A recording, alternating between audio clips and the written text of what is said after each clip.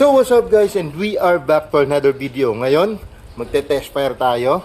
Lancer Tactical Gen 4 na Predator 8.5 inches. Yes po, upgraded na po siya in and out, no? So dito nag-bore up na tayo. Nagpalit tayo ng motor, tapos syempre nag-extend tayo ng inner barrel, naka-unicorn yan, no? So 6.03 na type barrel para maganda yung lipad sa outdoor, no? Tapos yan, naka BCM, naka Angel Hive suppressor, tapos naka EUTech set, naka EUTech set na 558 and G33. Tapos yan, no, yung Delta stock natin, no, naka-enlarge na rin yung kanyang grip. Tapos yung kanyang chamber is CNC aluminum na rin, no. Yun, no. So test fire natin, guys, no.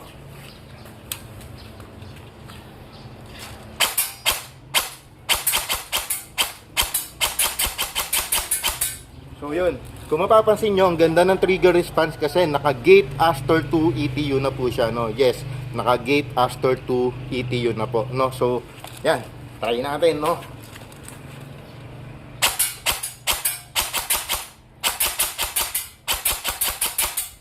Full auto naman natin, no?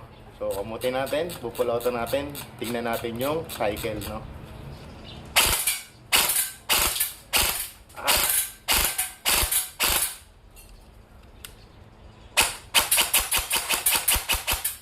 So yun, suwabing-suwabe. So talagang importante, naka eye protection, no. Kung makikita nyo kanina, nag-ricochet sa mukha ko, no. So medyo masakit, mabigat yung bala natin, no.